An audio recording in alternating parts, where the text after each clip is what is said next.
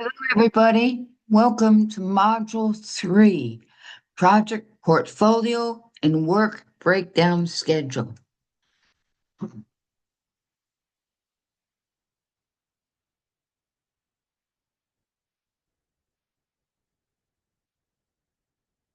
Please review the overview and activities for Module 3. You can see that we have 4 objectives. We have several readings, 2 assignments. It says Part 1 and Part 2. One is a statement of work, and the other is the work breakdown structure. We have a discussion and the live classroom. Module objectives. Compare and contrast project, program, and portfolio management. Number 2, explain the use of program management. Number 3, appraise the use and reasons for portfolio management. And number 4, evaluate how managerial approach changes based on the project. We had 3 chapters we had to read, chapters 2, 12, and 13. This is a summary of chapter 2. Anytime you see this little paper icon on the bottom right of your screen, you know that I'll be sending this to you as an attachment. So you can find this summary in the course announcements. But it just gives you a breakdown, provides an overview of the chapter. And then we have the chapter 2, learning objectives. Do any of these stand out to you? Do you want to learn more about any of them? If you do, please let me know. Let's look at a summary of chapter 12. Outsourcing. Clear scope and objectives. We're going to learn that we need to use SMART objectives: specific, measurable, actionable, relevant, and time-bound. Chapter 12, objectives. The one that really caught my eye on this one was 12-2, request for proposal. I almost did a presentation for you on that, almost, but I didn't. But if you're interested in it, I can share it with you later. Then we have a summary of chapter 13. Please keep in mind that you will be receiving handouts for all of these. You see the EVM, Earned Value Management? That was another presentation I had created originally for you, and then I backed out and I removed it from this presentation. But it is available if you're interested. And your learning objectives for chapter 13. So those are 3 chapters we're supposed to be reviewing this week. And we have a couple of articles. This is the first one, The 7 Deadly Sins of Statements of Work by Overly, and I'm not sure how to pronounce his last name, but Dettori. May have butchered that, but it looks like that, right? So here's your outline for that article. You have another article, Hewitt. Give you a chance to glance at that. And then please remember our Module 3 discussion, tasks, activities, and milestones. I've noticed that some of you have already started participating. Congratulations. I'll come in later today. Your initial post is due by Thursday at 11:59 p.m. Central Time. And your peer post is due by Saturday. Please note that your initial response must be at least 300 words, and your response to your peer must be at least 100 words. And now we'll go back to the module objectives. I provided a brief overview of each of these objectives, and that's what we're going to look at next. So we want to look at compare and contrast project, program, and portfolio management. This is a table.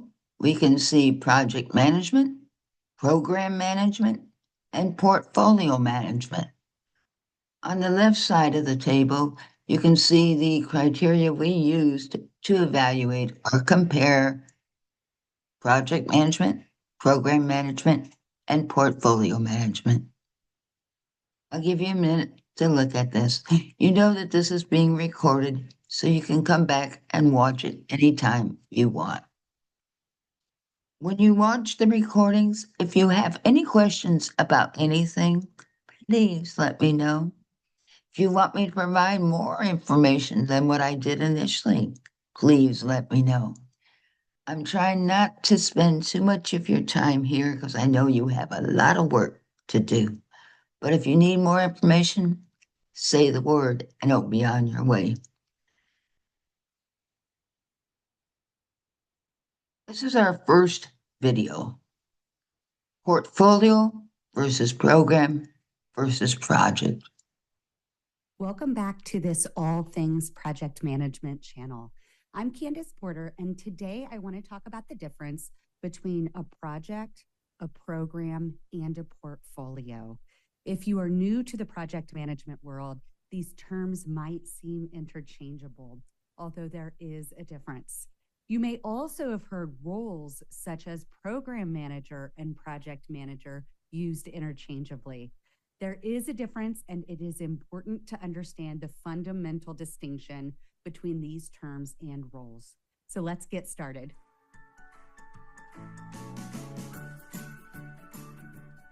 A portfolio is a collection of projects, programs, and other work that are managed together to achieve specific strategic objectives. A portfolio is typically owned by senior management and is aligned with the overall goals and objectives of the organization. Portfolios are typically used to ensure that projects and programs are aligned with what the organization's strategic direction and that resources are allocated in a way that maximizes overall return on investment. A program is a collection of related projects that are managed together to achieve a specific goal or objective. Programs are typically used when a collection of projects share a common objective and need to be coordinated to ensure that the overall objective is achieved. Programs typically have a dedicated program manager who is responsible for managing the program and ensuring that the individual projects within the program are aligned with the overall program goals. A project is a temporary endeavor with a specific goal or objective. Projects are typically characterized by a defined scope, timeline, and budget, and are completed within a specific time frame. Projects can vary in size and complexity from small, simple projects that can be completed in a few weeks to large, complex projects that can take years to complete. In summary, a project has a clear start date and end date and is focused on completing specific objectives. Once those objectives are delivered on, a project is closed out.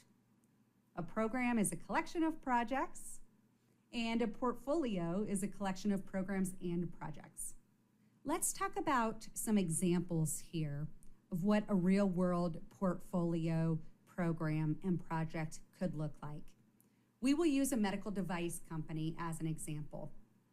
A portfolio may be a collection of programs and projects that relate to implants for joint replacement surgery. The programs that fall under the portfolio may include a program for developing new implant designs and materials, and maybe a separate program for conducting clinical trials to test the safety and efficacy of the new implants. There may be many projects that fall under the clinical trials program. For example, maybe a project focuses on conducting clinical trials in Europe within a certain population. Maybe another project focuses on conducting clinical trials in the United States with a certain population. So you'll see those clinical trial projects could roll up under a program that again focuses on testing the safety and efficacy of the new implants, which roll up under a portfolio focused on implants for joint replacement surgery. It makes a lot of sense to manage all of these as a portfolio. I want to reinforce a few more points here. Projects are undertaken to fulfill objectives by producing deliverables. Deliverables are those outputs from our project. Projects create a unique product, service, or result. Projects are temporary with clear initiation and conclusion. So we have a clear start date, a clear end date, and we close out a project once our objectives are met through deliverables. Projects drive change, moving from a current state to a future state. Projects are usually taken on to solve a problem or to pursue an opportunity. People will ask for changes during project execution, and projects will not always go as planned. I always say that the only guarantee in project management is that something will change. I hope you can now distinguish between projects, programs, and portfolios, and also know how to use the roles project manager and program manager appropriately. If you found this video useful, don't forget to hit the subscribe and share this channel with your fellow project managers. We focus on sharing project management insights, tips, and tricks. If you have any questions or comments, please drop them in the comments section below, and I'll see you next time.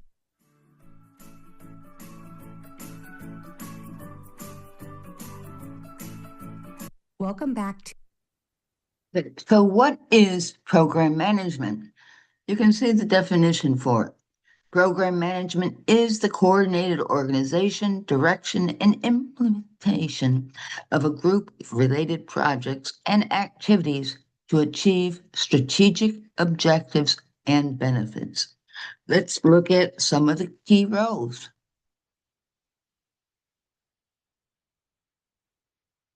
I'll let you look at those. And then we're going to ask why use program management. There's several reasons. It aligns multiple projects with strategic business goals. It reduces redundancy and optimizes resources. It enhances risk management across projects, and it facilitates stakeholder engagement and governance. What about the program manager role? The program manager actually has 4 roles. They lead the program team, they manage interdependencies, risk, and benefits, they report progress to executives and stakeholders, and they ensure delivery of strategic outcomes. Let's look at a real-world example. Dealing with the healthcare system. What's the project? What's the program outcome? Watch a video on program management.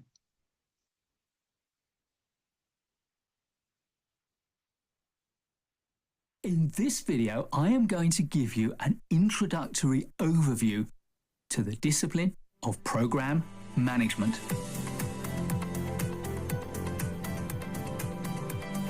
Let's start with understanding what a program is. A program is a temporary endeavour that delivers a strategic transformation by coordinating a group of related projects, smaller programs and other activities to deliver benefits to the sponsoring organisation.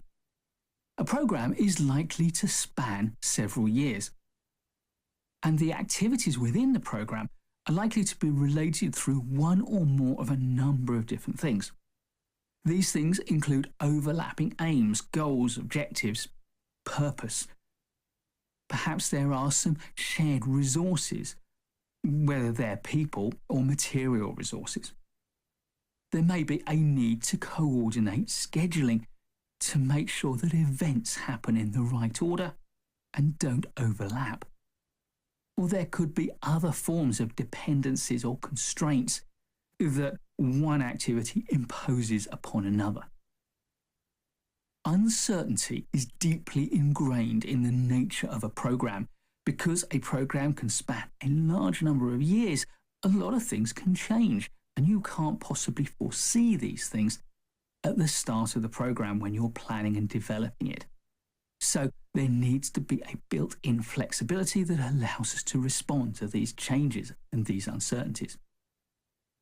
Opportunities can arise and organisational priorities can shift. And so one of the big differences between a project and a program is that the uncertainties of a program tend to be bigger and more strategic in nature. As a result, program managers need to be able to shift activities in and out of the program envelope to accommodate these shifts in priorities. Likewise, existing projects and programs within the wider program may continue, but their objectives, their priorities and their methodologies may need to change and alter in some way to accommodate the new needs and requirements. In this way, program managers have made use of the concept of agility, although not the word itself, since long before anyone ever dreamed of the Agile Manifesto in 2001. Typical examples of programs include delivering on a strategic vision, transforming an organisation to meet new market demands or new compliance or legislative requirements, or simply bringing together a cluster of related projects to gain the benefits of a coordinated response to or management of those projects. So, what is program management? Program management is the application of methods, processes and knowledge to deliver a program and its planned benefits across all its constituent activities. Next, let's talk about the importance of benefits and value. Long before we ever started talking about the importance of benefits and value in project management, they were a core part of program management and arguably the main driver for its development. Benefits are outcomes that stakeholders will perceive as improvements. Program benefits management is one of the 5 program performance domains of the PMI's standard for program management. And benefits realisation management is one of the 7 governance themes of the UK government's Managing Successful Programmes methodology. And these are just formal examples of the many approaches to program management that place benefits realisation or value management at the core of that approach. And the starting place for this is the strategic nature of programs in bringing about an organisation's corporate vision, corporate strategy, corporate objectives. So I would argue that benefits realisation or value delivery are the only really meaningful measures of a program's success. If benefit is a tangible improvement, then what is value? Well, value is some measure of the surplus of benefit over cost. But how you measure value depends on where you come from and what's important to you. There are a number of different measures that are in use. The first is value as net benefit, the difference between total benefit and total cost. The second is value as a cost-benefit ratio. It is the total benefit divided by the total cost. My own preference is to think of value as a return on investment, which is calculated as the difference between total benefit and total cost divided by the total cost. And return on investment is a measure used by the financial community the world over, which makes it a particularly valuable measure to use. For more on this, take a look at my video, What is Value? And you might also want to look at my video, What is the Discounted Cash Flow Method? Okay, and before we move on, think of Rasmussen University. Rasmussen University has a portfolio. And inside that portfolio are different programs, different majors. Perhaps you're majoring in business. And then we have the projects. The projects would be the specialties that you can earn in business. So we have all three. Reasons for using portfolio management. There's several reasons.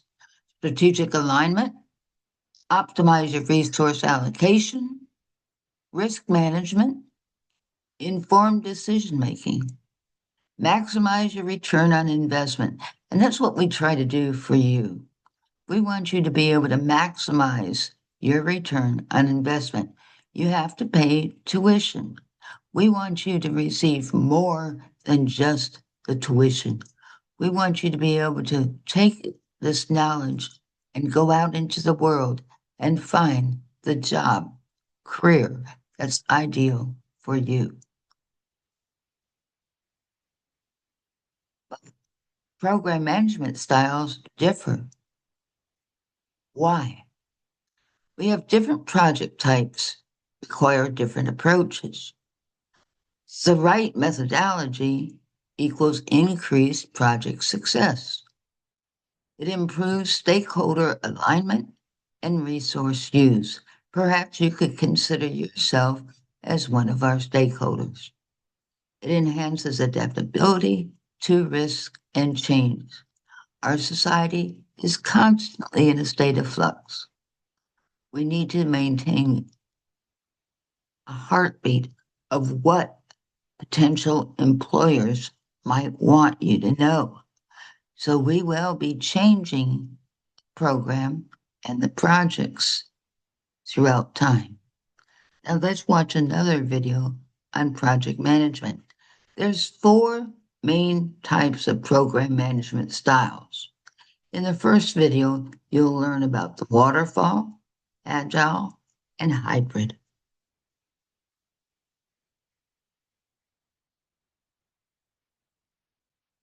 Hello, everyone. I am Candace Porter, and today I'm going to give you a boiled down version of what's the difference between waterfall, agile, and hybrid project management. This will be a relatively quick video just highlighting some of the differences and when you may want to use each of these methodologies. So let's get to it.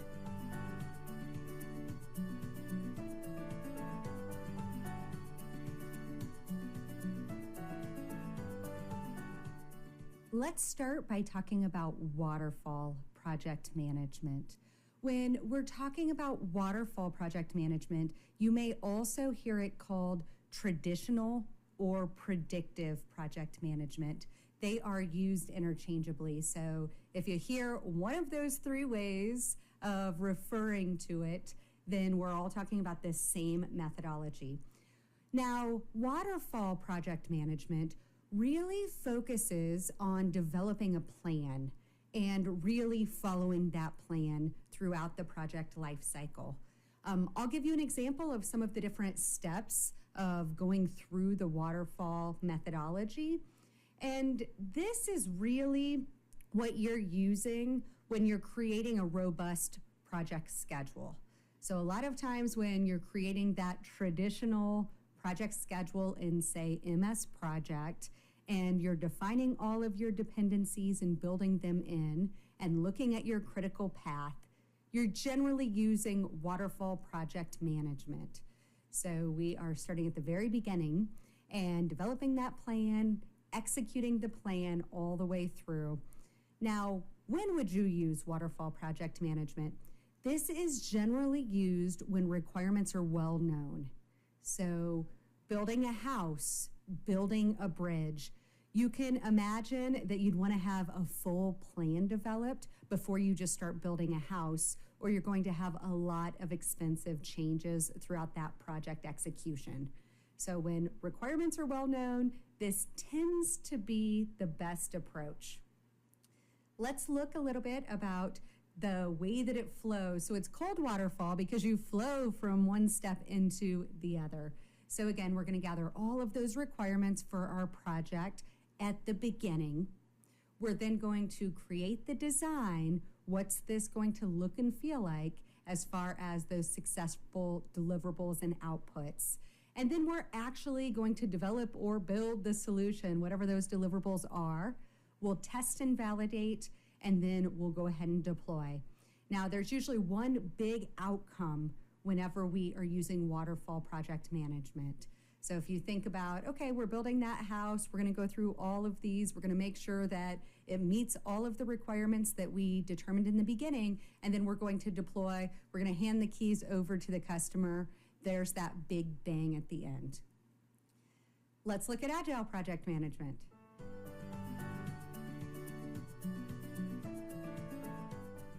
So Agile project management is a lot more collaborative when we're talking about the customer. And so we're working really closely with them throughout the entire project, as we may need to gather some additional requirements as we move along. This is best used when requirements are not as well known. So this was developed originally for use with software development, and didn't really know at the very beginning of the project what it was going to look and feel like as far as that outcome. And so waterfall project management really wasn't the best approach. So Agile was created. It really is that collaboration with the customer that is driving the project forward. And again, software development's where this came about. Innovative type of projects are really great to use Agile project management. Now, this looks and feels a little bit different as far as how you're delivering as well. There's something called sprints when you're talking about Agile project management. And a sprint is really a time box. So if you hear the word sprint, I want you to think about there's a set amount of time where we need to accomplish specific work, and then we're going to deliver part of the project incrementally.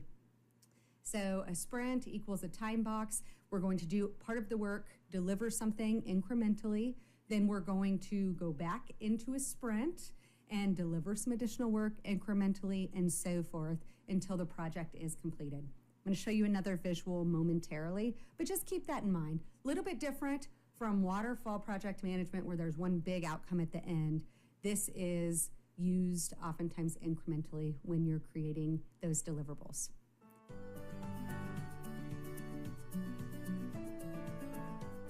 Hybrid project management, you probably hear about this quite a bit, quite a buzzword these days. Hey, what are best practices for hybrid project management? This is really a combined approach, and this is generally customized to organizations based on how they're structured, the culture of the organization.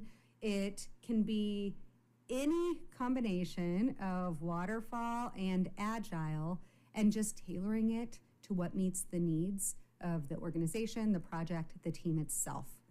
So it could switch back and forth between, hey, maybe this phase of work will be using, waterfall or traditional or predictive. And then maybe we go into a more agile type of phase. Maybe there's 2 tracks running at one time. You see that oftentimes if there's product development and maybe there's a hardware requirement and a software requirement. Generally, hardware is going to be used with waterfall project management. Because if you think about it, when changes are expensive, when there's a lot of kind of physical or tangible items being used with a project, then waterfall is generally best so that we can do all of that planning up front and eliminate work and waste, because that gets really expensive when we're talking about projects. When we're talking about software and making little tweaks here and there, there's not as much as far as, hey, if we need to change something, it's not these huge expensive items. Think, for example, if you're building a plane, a huge aircraft that's going to carry hundreds of passengers. If you're really trying to deliver in an incremental way or with agile project management, things may change a lot along the way, along the course of that project being executed. Changes are going to get expensive very, very quickly. If halfway through the project you're changing the design of where the seats go, or you're changing something to do with, hey, let's just add plugs. We now want to add plugs to all the seats. And it can be expensive to make changes. We want to think of waterfall project management. Agile, maybe the requirements aren't as well known. We're working really closely with the customer. We are working with sprints, delivering increments, and then showing it to the customer. What do you think? Does this meet the requirements? And then maybe a few tweaks are being made. I'll touch on that more momentarily. Again, hybrid, we're talking about a combination. What works best for this project? Let's design an approach and maybe use a little bit of waterfall, a little bit of agile. With waterfall project management, you generally use a traditional work breakdown structure. So when you're in that planning phase, we are going to think about what are all of the deliverables associated with this project. So if you look at 1.0 here, what is this deliverable? What is the work that we're going to need to do in order to get this deliverable completed? That's going to be our task. Generally, tasks start with a verb, and we want to keep breaking it down to the lowest level so that it can be accurately estimated as far as time, cost, resources that need to be assigned. What we then do with the work breakdown structure is think about dependencies. Okay, in what order does this work need to be accomplished? Does task 2.1 need to be completed before 3.2? And we start putting them in order and linking those dependencies. That starts to give us that picture moving over time of when the work's going to get completed. And that's also how we come up with our critical path. When we're using agile project management, we generally have something called a backlog. Sometimes you'll hear it called a project backlog or a product backlog. This is where we're gathering as many requirements as possible, and we are prioritizing what are kind of the must-haves here. That's going to go to the top of our list.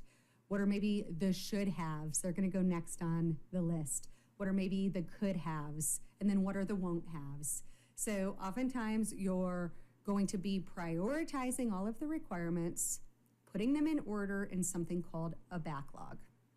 What we then do is align the work, usually pulling from the top of the list, the highest priority items. We're going to pull those out and put them into a sprint backlog. Sprints are generally 2 weeks in duration, although they can range from 1 to 4 weeks. Within the project, they should stay the same duration from sprint to sprint to sprint. So you want to agree on what's the duration of our sprints at the beginning of the project. Again, let's say we're using 2-week sprints. We're going to say how much work based on our project team. If we've got 5 people working on the project and they're dedicated resources, how much of this work can we get completed in a 2-week period? And we're going to estimate, align that to the sprint itself, and then all 5 team members, we're going to be heads down doing the work for that 2-week period, trying to get it 100% complete. Then we are going to have our project or product increment. What is it that we accomplished during that last sprint? We're generally going to showcase it to our customer, have some discussions, and if everyone's thumbs up, we're going to go back, pull again from the top of the list since it's in priority order, align that to the next sprint as far as the work goes, and continue on. Sometimes when we showcase our increment to the customer, they may say, that's not exactly what I expected, or, oh, maybe we didn't think about this. Let's add some additional requirements. So if you add some additional requirements to your backlog, then you need to reprioritize. And that way you're always pulling the highest priority items or the ones that are going to add the most value. So in a nutshell, waterfall, traditional, predictive project management, best for well-known requirements. We're going to develop our entire plan at the beginning of the project before we ever start doing any work. And we're going to have our start date, end date of our project. We're going to measure against that baseline. This is our original plan, our baseline, as we move throughout, which is going to tell us, hey, are we ahead of schedule, behind schedule? Are we within budget? Are we over budget? That's going to be our traditional or waterfall project management. For Agile, requirements generally aren't as well known, and we're working really closely with the customer throughout execution via sprints. Just one note here, when we're talking about Agile project management, dedicated resources tends to work best. You will often hear people talk about Scrum.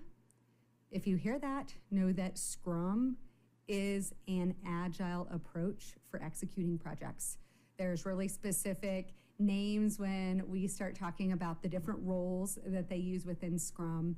I have another video called What is Agile Project Management, where we dig in a bit deeper. So if you are interested in learning more about Agile Project Management, please watch that video, okay? This is really just meant to be a high-level overview. I've had quite a few questions on, hey, what's the difference? When would you use them? I hope that this answers those questions.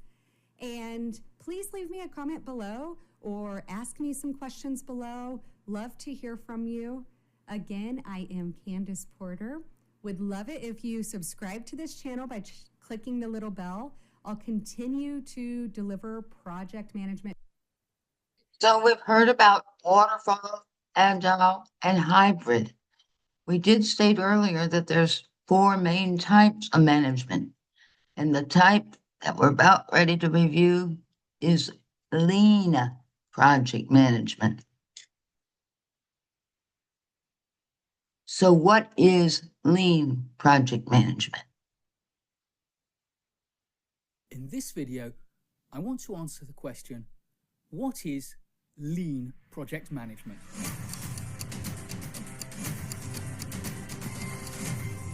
Lean is an attitude. It's a way of thinking. It's a systematic approach to eliminating waste.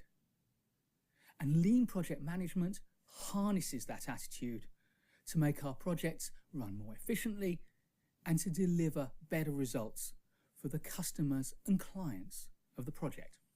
Lean project management aims to eliminate bottlenecks in the project process and thereby speed the project along its way and eliminate waste as it goes.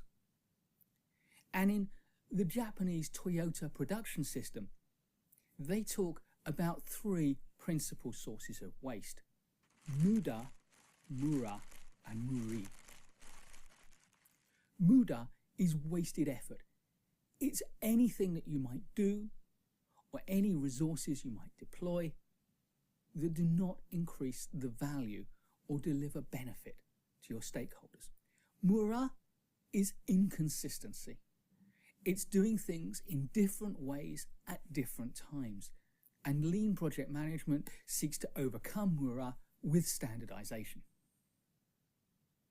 And finally, Muri.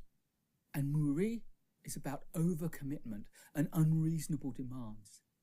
It's about overstretch and stress and all of the unpleasant results that happen both to humans when we work too hard and are forced to do more than we're capable of doing in the time available, but also when machines and systems are overworked and therefore they skip their maintenance regime and start to break down. So this management philosophy of lean, which seeks to eliminate anything which isn't of value, originated with the Toyota production system and became known as lean and spread throughout the globe in the 1990s. And from the early 2000s, we started to apply the principles to project management. And when you start applying lean principles to project management, you start to achieve better things with your project.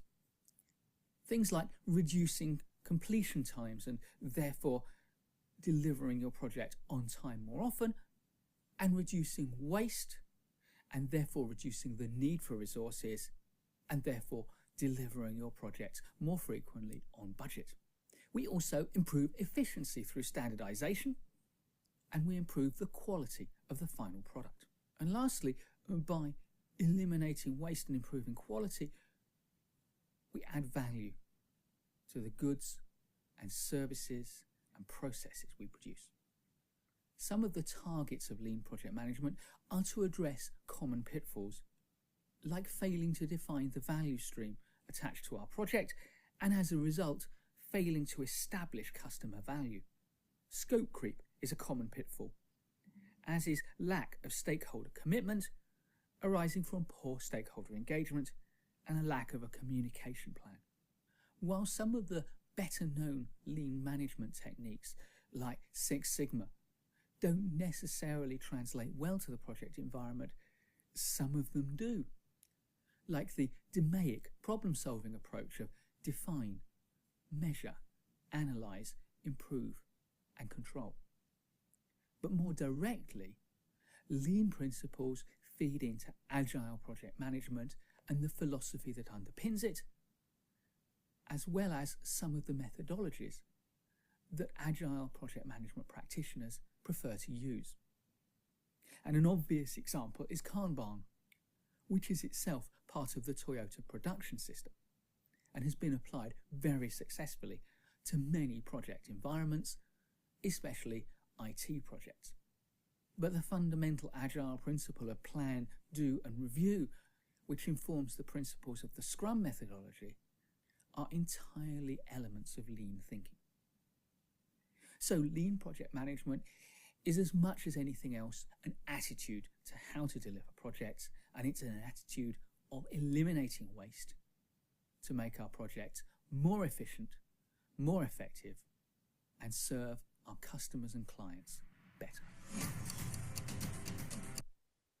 So we've heard about 4 different types of project managements. We also realize that choosing the right approach for the right project.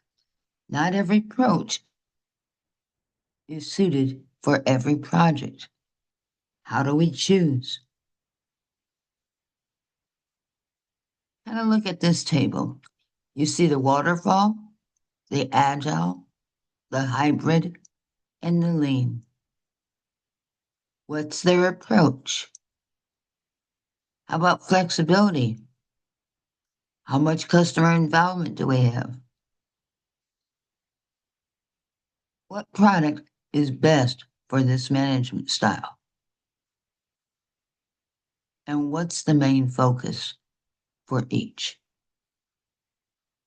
Let's look at some criteria plus what to consider. We have a series of criteria and when we should use each. And what I did is I bold-faced the management styles so you can easily glance at this table and see when to use which management style.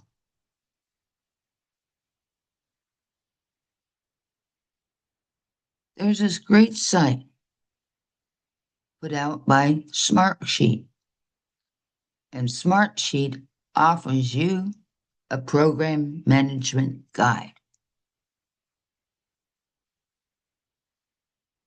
They ask you a question. What kind of what kind of project manager are you? Are you a novice, a pro, or a veteran? Now, this is the top part of Smartsheet. Let's look at another part of this document. You can see it's broken down into different chapters. I'll provide the link to this project management guide in our course announcement. I hope you have the opportunity to go out and review some of these chapters. Once you get on the site, you'll see that each chapter is assigned a hyperlink. So when you click on the card, it will provide information about that topic. Let's look at our first assignment, the Statement of Work document. This is part 1. We have 2 parts. We have the Statement of Work, and then we have our building structure. It gives you the project overview, assessments. Below, you will create a statement of work consisting of the basics of the project or projects you're working on. Consider this like a business or marketing report, but this will define the project scope, and overall strategy. There's 3 areas we'll focus on: the business need, product scope description, and the strategic plan. Your grading rubric for part 1. Your business need, your product scope, and your strategic plan. Each item is worth 10 points for a total of 30. Let's look at business need. What is the purpose of business need? To highlight the rationale for the project. What does the project contain? A problem or opportunity being addressed, organizational context and background. We don't create the project in a bubble. What we do in the project tends to impact other parts of the organization. And goals, project aims to achieve. When you hear the word goals, think of SMART goals: specific, measurable, actionable, time-bound, relevant.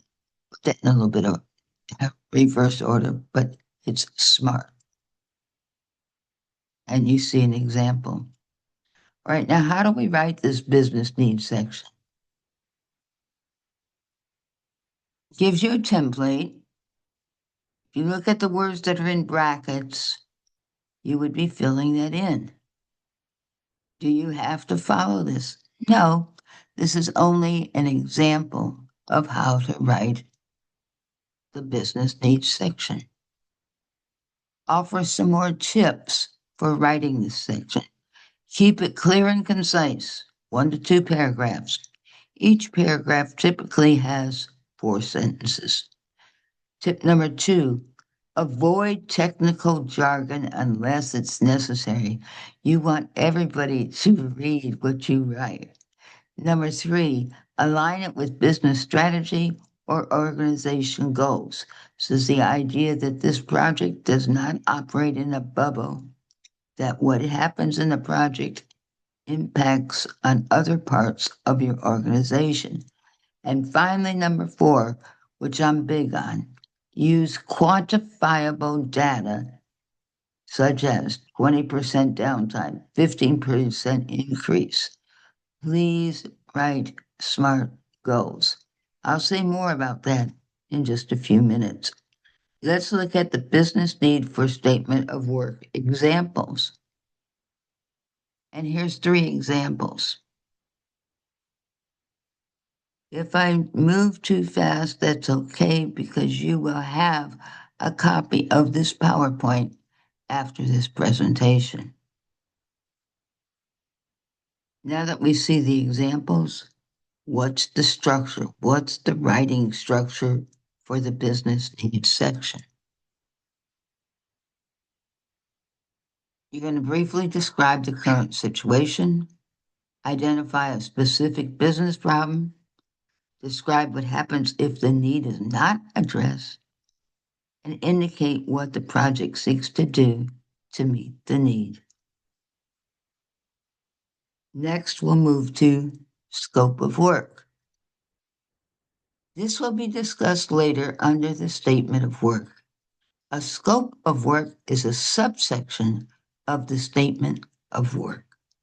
Let's look at strategic plan. This is your statement of work. Let's look at a checklist. Statement of work, strategic plan, checklist. What items should you include? These are not all the items. We'll see another slide in a minute. You'll be able to check off most of these. And you will receive a handout on this. Let's look at the second section of the checklist. Hopefully, as you're watching this, you're going to start getting ideas as to what you will include in your statement of work. Now, not only can we have a checklist with check boxes and short sentences, we could also ask a series of questions. And here are some. How will the project team relate to upper management? What systems will be used? What type of project organization will be used? What support is needed from other areas and how will it be obtained? Number 5, how will interfacing with the client or final user be done? How will upper management control be exercised? What new factors will affect this project? And how does the project relate to other projects underway? So possible questions you can ponder while you're working on your SOW. Let's look at some tips for success. Module 3, Part 1, Statement of Work, Tips for Success. We'll start with a video. What is a statement of work?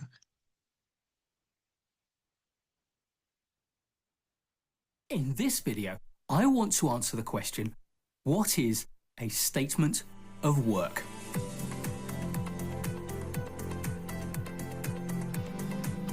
A statement of work, often abbreviated as SOW, is a detailed and structured statement of what is required. It's often stated in terms of the work to be carried out, the products to be created, deadlines or milestones that we need to meet, and processes or procedures that we need to comply with. Most often, a statement of work is a contractual document, often appearing as an appendix to the main contract. This is because often we use a main contract again and again for multiple pieces of work, but each piece of work is different and therefore needs its own statement of work. Of course, the statement of work can include a load of other things. In fact, anything that the two contracting parties agree is appropriate to put within the statement of work. This could include things like the background to the project, specifications for the products or deliverables, or acceptance criteria or quality standards. financial measures, managerial or supervisory oversight measures, assumptions and variables, dependencies or constraints, payment terms or other contractual matters, or work locations. The intention of a statement of work is to reduce risk in your project. It does this by introducing greater levels of clarity and by setting clear expectations on one or both parties.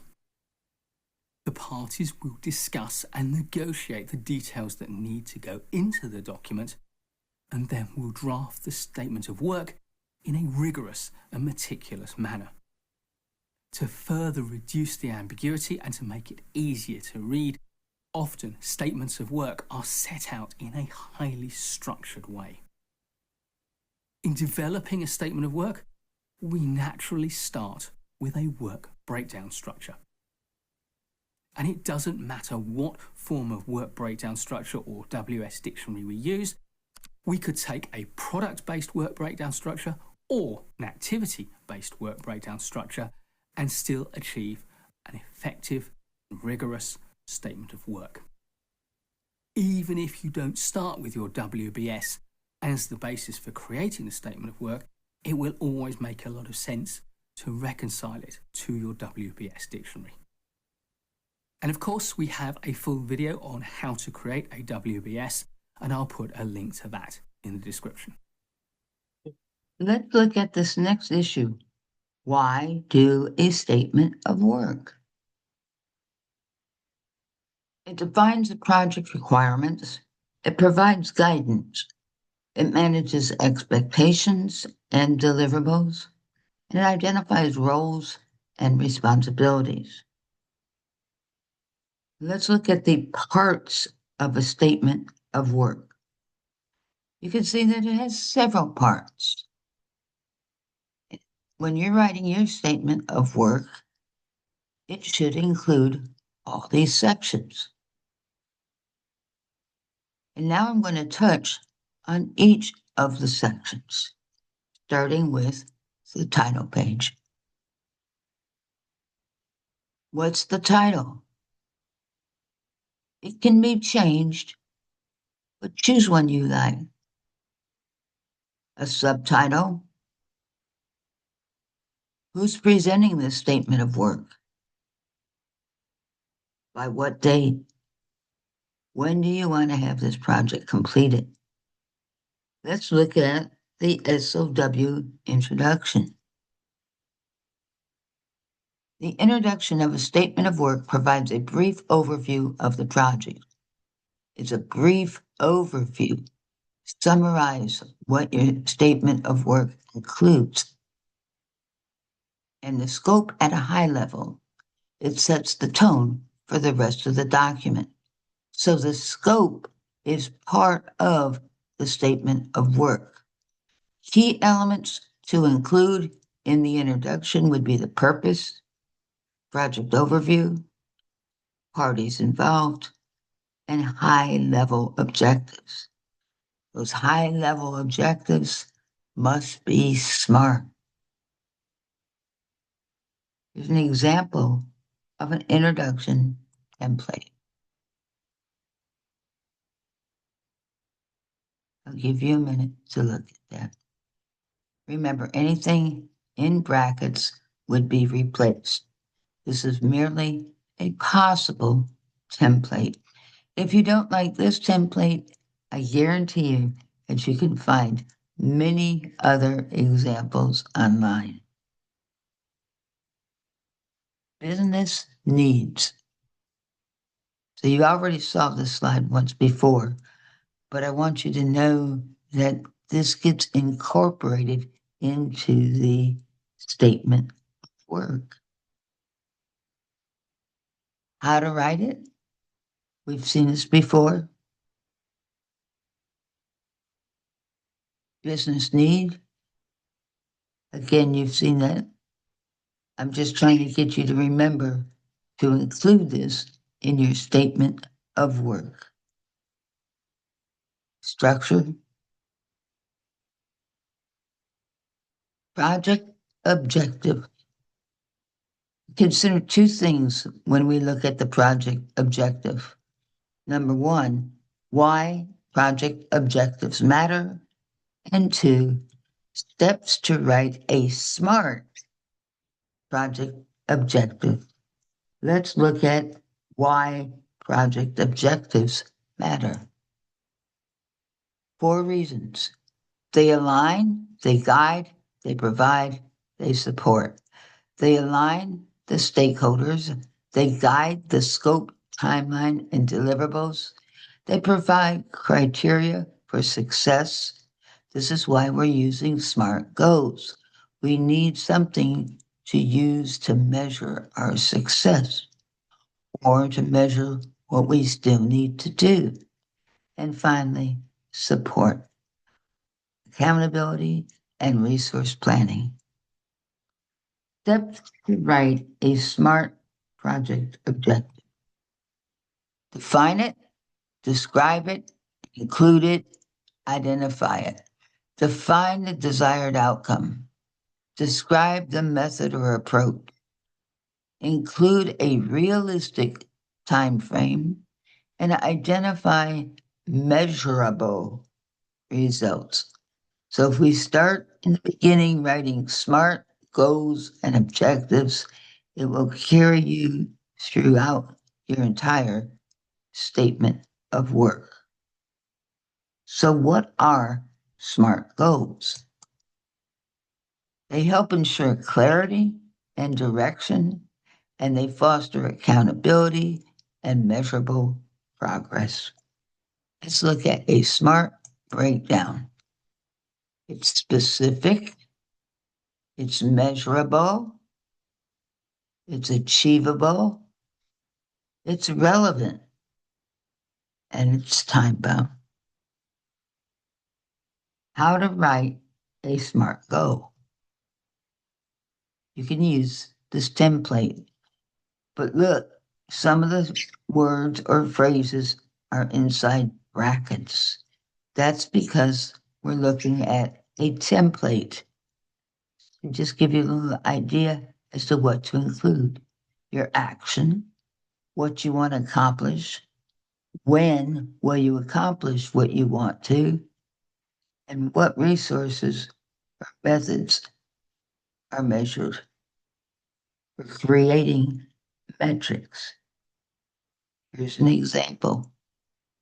Our goal is to complete the website redesign project by August 31st, 2025, ensuring a 20% increase in customer engagement as measured by Google Analytics while staying within the $15,000 budget.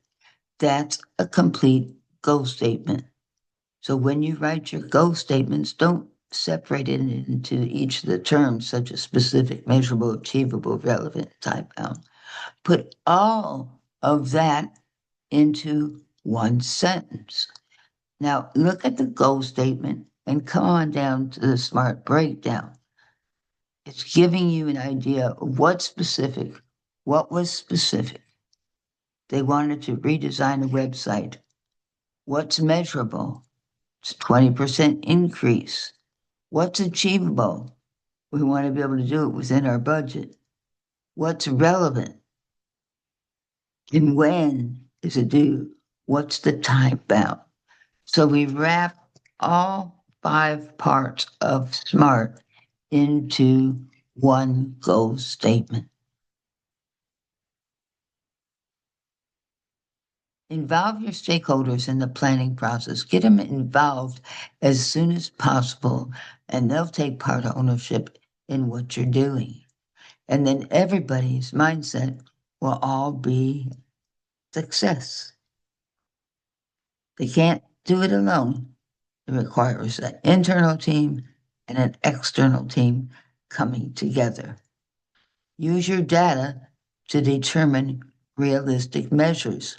We're collecting data as we do our goal statements. Review and adjust regularly. We may have to make some changes. Just erase it put in the change. Let's watch the video, How to Create SMART Goals in Project Management.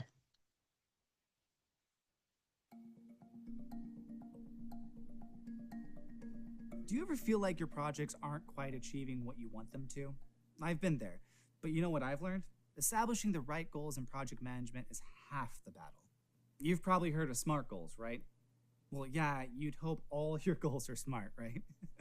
But SMART, the acronym, gives us guidance on how to make goals you can reach. Let's break it down. SMART goals are specific, measurable, attainable, relevant, and time-bound. That gives us a clever acronym, which makes it pretty easy to remember. First, be specific. The goal should target a specific area of improvement or answer a specific need. This is the first step in SMART goal process, so you'll want to make sure you get it right. The more specific your goals, the more likely you are to get the results you want. Think about this example. Your goal could either be make a sandwich, or it could be make a sandwich for myself to eat using wheat bread, peanut butter, and strawberry jam. Obviously, the second goal is more specific, so you'll be more likely to end up with what you actually want to eat for lunch. Small yet important details will help other people on your team envision the end result. In the real world, this translates to outlining the tools or steps required, as well as who will benefit when the goal is achieved. Next, it's got to be measurable. The goal needs to be quantifiable, or at least allow for measurable progress. You need to choose progress markers or project KPIs and how you'll track them. Also important, decide who's in charge of keeping track of progress against those markers, how often they'll be measuring them, and how they'll share that information with everyone else. Your goals should also be attainable. You've got to set realistic goals that are achievable based on the available resources and constraints. Those could be your team's capacity, your budget, your timeline. A good hint, looking at past projects can give you a glimpse into what's possible this time around. Your goal also needs to be relevant. That means it needs to align with other business objectives in order to be considered worthwhile. One way to make sure your goal is relevant is to break it down into smaller goals that will keep your team focused. If you spot any irrelevant goals or sub-goals, get rid of those. You don't need to waste time on them. Finally, it needs to be time-bound. The goal must have a timeline or a defined end. Trust me when I say you do not want an indefinite timeline. You can measure your goal in hours and minutes, business days, or even years, depending on the project scope. You'll definitely want to check in with your stakeholders on this one to get a sense of when they think the project is going to start delivering results. The last thing you need to know about SMART goals is that you need a reliable way to share them with your team. Wrike has a handy OKR template that will help you identify, build, discuss, track, and even rate goals of all sizes for any type of project. Keep that in mind next time you're setting SMART goals. Let's look at an example of a SMART goal and related objectives. We have one SMART goal at the top. Create a social media marketing campaign template, that's specific, that plans out one daily tweet for the next 30 days, that's measurable and attainable, to increase existing audience engagement, that's relevant, before our launch on the first of the upcoming month, that's time-bound. Now, we have several objectives that will help us achieve the goal. And you can see them here. You can also see that they are SMART objectives. Specific, measurable, actionable, relevant, and time-bound. Let's look at the scope of work. 4 things. What is a scope of work? Why the scope of work matters? Key components of a scope of work, and the scope of work template. So what is a scope of work? Defines what will be done, how it will be done, and outlines the boundaries of the project. It helps avoid misunderstandings and ensures accountability across all parties. So why the scope of work matters? 4 reasons. I'm sure you can think of others, but it provides clarity and alignment. It prevents scope creep. We learned about what scope creep was in Module 2. Our goal is try to prevent scope creep. Manages expectations and responsibilities. Who does what? When do they do it? We're involving the stakeholders because they may have a role in helping your project be successful. And another thing we have to consider is legal protection. We want to do everything we do within the realm of the law. About key components. You have the project overview, the deliverables, the tasks and activities, the timeline and milestones, and what is out of scope. We want to know both what's in scope and what's out of scope. So let's look at a comparison between the scope of work and the statement of work. We have a definition for each. The scope of work is more general, not as much detail as the statement of work. Each scope of work and statement of work have a unique purpose. When do we use each? How much detail do we add? The scope of work, go easy. Don't have to write a lot of detail for the scope of work. Where the detail really comes into play is with the statement of work. How much flexibility do we have? What's the significance? And that sentence at the bottom, I read that and I thought that was a really good sentence. So I share it with you. The scope of work directs your project team's effort, while the statement of work solidifies your commitment to the client. Do you have a template for scope of work? Yes, I do. Here's one example. Deliverables, and then you write down the deliverables, it packs activities, timeline, and milestone, and finally, what is considered scope. So by the time we complete this, we will know what's in scope and what's out of scope. Here's another template. And with this one, I want to make sure you get a copy of this. But look at the different sections that we're going over. Delivery, here's your milestones. Your estimated cost. Yeah, when we get to that part, I highly recommend you talk to your financial person. They can help you generate the right amount. Stakeholders. Who are they? What's their titles? You give each person an ID number. You might need that ID number if you create a Gantt chart. Approval. This is when everybody is in agreement with your statement of work. What about location? What is the location? Why is it important? What should you include in the location of work? And I offer you a template. So let's look at what is the location of work. The location of work section specifies where project work will be performed.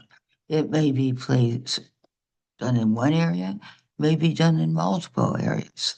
So identify all locations of work. It includes physical and remote. Why is it important? It aids logistics and planning. It clarifies travel and scheduling.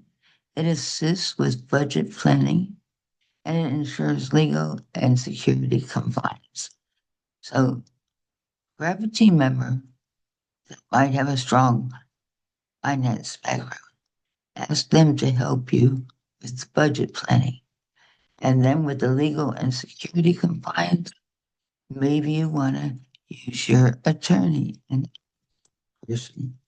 Now, when I say this, get a finance person, get a legal representative. Hopefully, those people will already be part of your organization, so you can turn to them for assistance.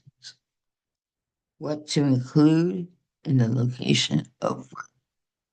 Primary work site, remote work, client site locations, travel requirements, and working hours and time zone. We have multiple time zones throughout our country. You may be working on the project in one time zone, and your stakeholders or employees live in another time zone. So always put down the time zone. Location of work template. Remember, anything in brackets, you can put in your information. This is just meant to help you start brainstorming. Next, we want to move to tasks. What are tasks? Why are they? How do you write effective tasks? And we'll provide a template. So what are tasks? Tasks are specific work steps required to meet project objectives. So we have our SMART goals, we have our SMART objectives. Now we need to know what tasks must we perform in order to achieve our goals and objectives. Your tasks must be actionable, clear, and tied to your deliverables and your milestones. We want alignment throughout the entire project. Why tasks matter? They define responsibilities. You can break down complex work. You can track your progress. And you can align your tasks with your deliverables and goals. How to write effective tasks. Start with an action verb. Be specific. Group by phases. Align with deliverables. And assign ownership. So we want to know what we're doing, when we're doing it, who's doing it, how does it relate to our overall plan, and always talk to the person who will have ownership in successfully achieving this project. And then your template. We could have different phases to the project. What's happening in each phase? Use a name to represent each phase. Each task will be assigned to the responsible party and tracked against project timeline. Let's look at project deliverables. 4 things we should keep in mind.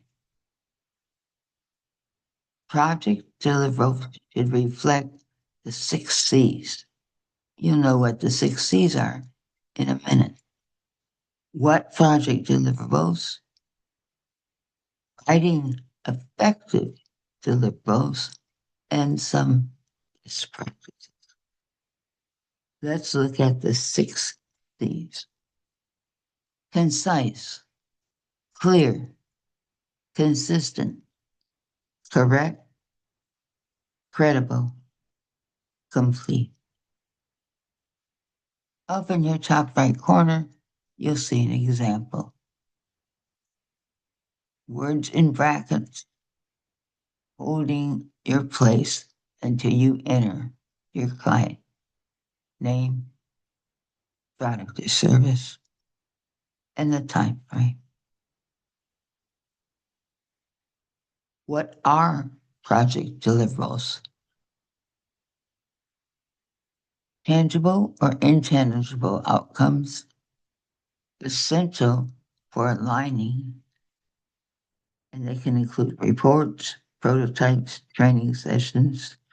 We can have these submitted at different milestones of our plan. How do you write effective deliverables? Think of words: use, align, and include. Use clear, specific language. Minimize jargon terms if you can. Some cases, it has to be jargon. Align with your project goals, objectives, other part of your statement of work, and include format, timeline, and acceptance criteria. How do we want to structure it?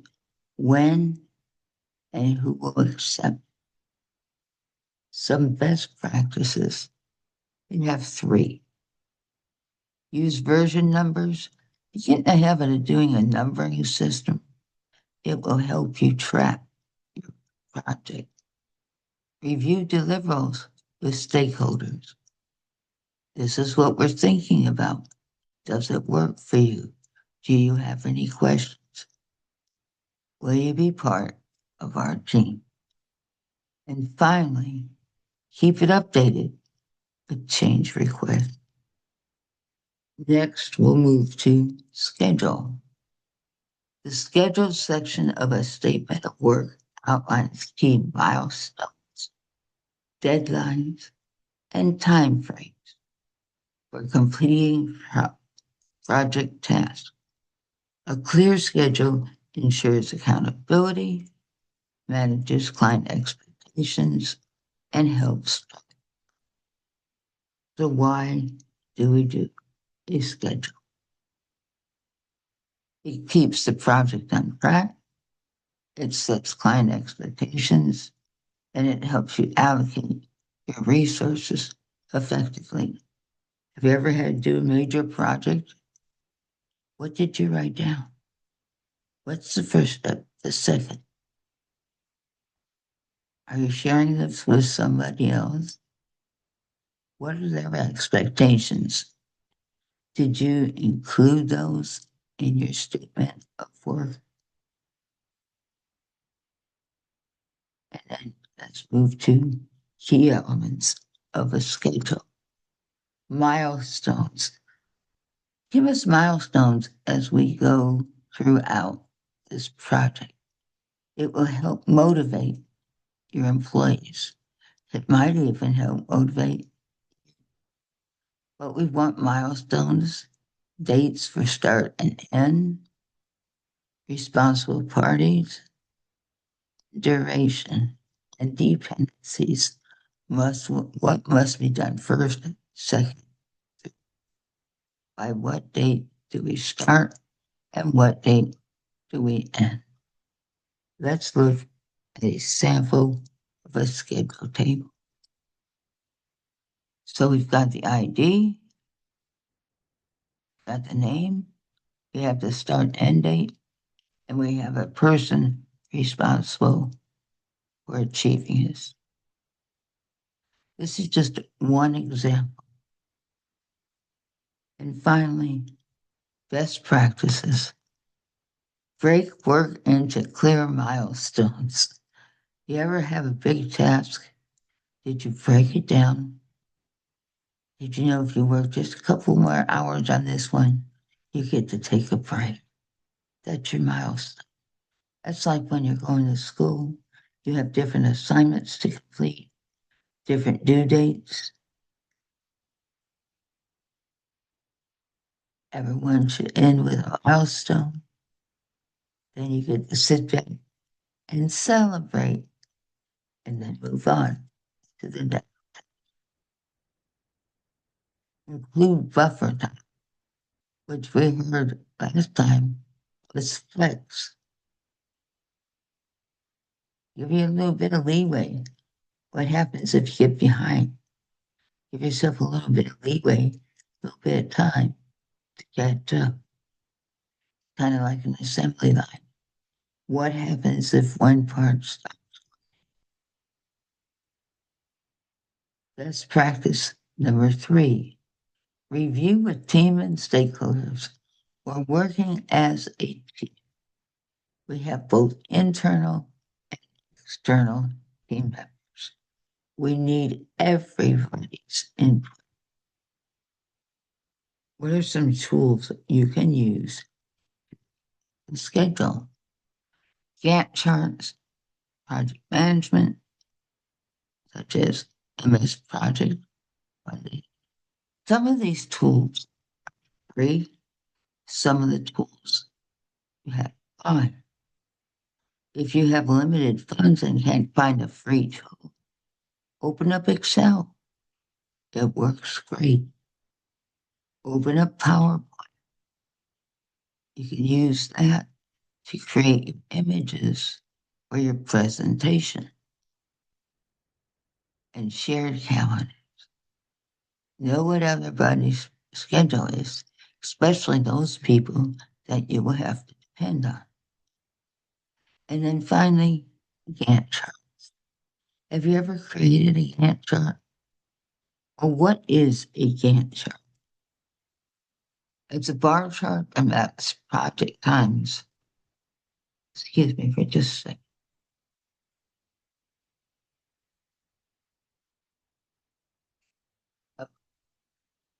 A bar chart maps the project task over time. It shows task duration, which is in start and end dates, dependencies, what must be done first before you can do the other. Can some of your tasks be done at the same time? Or what are your milestones? Often used in statement of a work to communicate schedule. So why use it? Clarifies timelines and deliverables. It sets expectations for your stakeholders. It helps track progress and delays. And it enhances resource and dependability planning. The key elements of a Gantt chart: your task name, start and end dates, duration, responsible party, dependencies, and your milestones.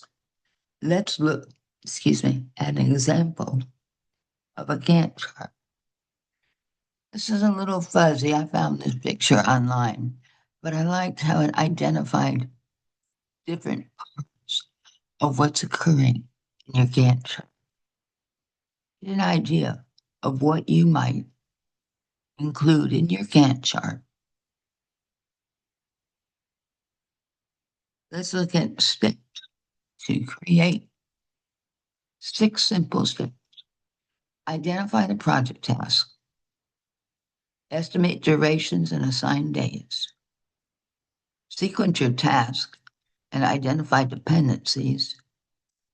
Assign your team members. Use software such as Excel, MS Project, Google Sheets. Perhaps you have one of those software packages readily available. Well, open it up and use it. And finally, update regularly as the project progresses. Make sure you're staying on task, on time, on budget. Tools to create. Popular tools. And finally, I have a free Gantt chart template in PowerPoint. This would allow me to enter information. I'll provide a link to that free Gantt chart in our course announcements. Tips for effective Gantt charts. Keep it simple and readable. Update it regularly. Color code your task for clarity. Highlight critical paths and include milestones. Now, I am a big fan of AI. I use it all the time. Did you know that you can use AI to help you schedule your project? Are humans still needed in AI project scheduling? While 77% of individuals fear job losses due to AI, it's actually expected to create approximately 97 million new jobs globally. That statement is from the Forbes article. So why would we use AI tools? It would optimize productivity, reduce overhead, and manage complex programs. Why AI for scheduling? 3 reasons. Program managers juggle meetings, timelines, and task dependencies. Manually scheduling wastes time and causes inefficiencies. And finally, AI tools automate, prioritize, and optimize schedule. Well, what kind of AI tools are available? And since I'm out of budget, what type of free AI tools are available? Oh,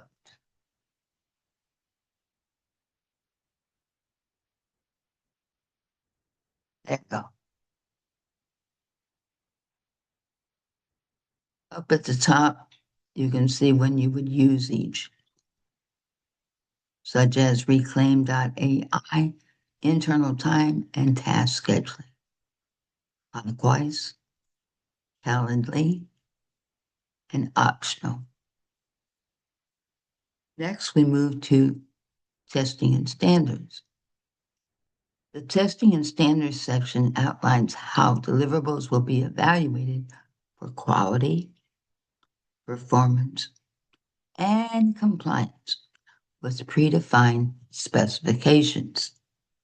It ensures the project meets agreed upon benchmarks before acceptance or delivery. What are some key elements of testing and standards? What will be tested? Which standards apply? How will tests be conducted? And what's your acceptance criteria? Some examples. If you're not familiar with some of the terms you see in this table, I've tried to define 4 of them for you. All deliverables will be tested to ensure compliance with the following criteria. We're looking at the functionality, performance, security, accessibility, and documentation. Some best practices: use recognized standards, automate where possible, keep thorough documentation, conduct peer reviews and sign-offs. Now we want to move to the definition of success. Why is a clear definition of success important? It ensures alignment between stakeholders, it prevents scope creep, establishes accountability, and it provides criteria for project. Some key components: measurable deliverables. You're going to get tired of me always saying that, right? But it's essential that you write SMART goals and SMART objectives. Should be time-bound, focusing on quality. Doing this for somebody else, we want them to be a returning customer. So do it right. Stakeholders will sign off. And finally, How will you evaluate it? Examples. Success will be defined by boom, boom, boom, boom, okay? You see the template? Yours might look like that. It might be slightly different. What are some best practices? Be specific and realistic. Engage the stakeholders early. Use SMART goals: specific, measurable, achievable, relevant, time-bound. And then revisit your definition periodically. Project requirements. Why they matter. 4 reasons. What are some types of project requirements? Some of these you might have pretty good idea as to what it means, and others you might have a little bit fuzzy trying to define what that refer to. What is a functional requirement? What's a non-functional requirement? Well, this next slide, I provide more information. Your business all the way down, and then you see a description and an example. So project requirements define what a project must deliver and how it should function. How about an example?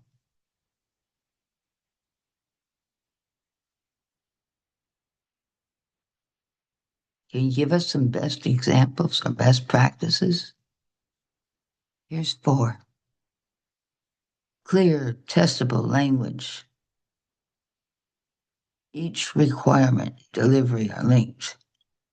Prioritize. Is it a critical path or is it optional? Involve your stakeholders during drafting. Another reason why we want those stakeholders to be with us from day one. And sadly, we do have some pitfalls, but if we're aware of pitfalls, we might be able to avoid them. It's kind of like you're walking down the street and you don't see a hole. Somebody warns you, stay away from that hole. If you don't, you have a pitfall. Payment terms. Okay. This is when you're going to ask your finance person to help you, but just some general information follows. So let's start with the purpose. Payment terms specify how, when, and under what conditions the contractor will be compensated for project work. What are some key elements? Payment schedule, invoicing instructions, due dates, accepted payment methods, late payment terms, and contingencies. And another template. Give you a minute to glance. We're working with a project that has a total cost of $25,000. When will we receive payment?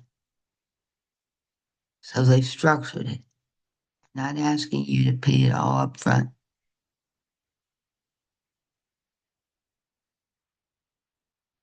What happens if I don't pay on time?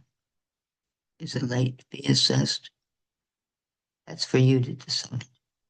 Actually, for your team to decide. What are some examples of payment structures? One based on milestone, hourly rate, monthly retainer. Those are 3 examples. Let's look at some more. Time and materials, a flat fee. And more examples. Retainer, milestone.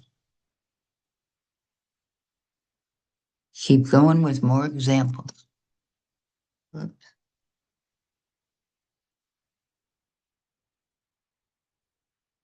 Invoicing and payment schedule. Late penalty, payment penalties if you're going to have them. Some more examples. Other considerations. Now let's look at some best practices. Be clear and concise. State the terms. Be specific. How does it relate to the project? Will you require late penalties and payments? Always, always, always keep a backup copy of your work. If one copy gets destroyed, always have another.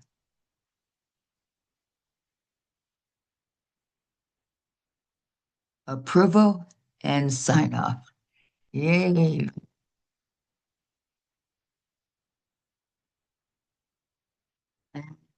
Examples.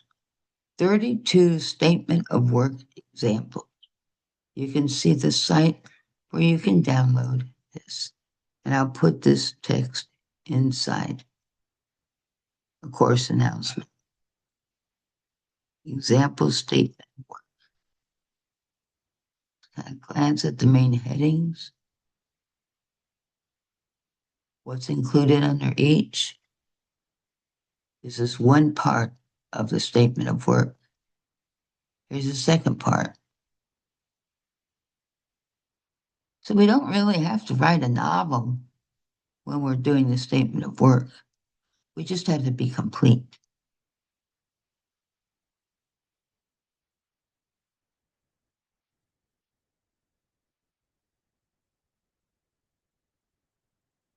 Okay? And after you complete all that, you'll sign.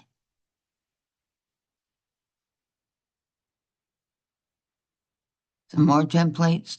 This is from Tracking Time.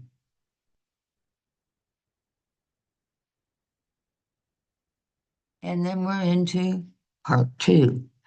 I think this is a good time to stop, and I'll pick up in the next video on part 2. See you soon.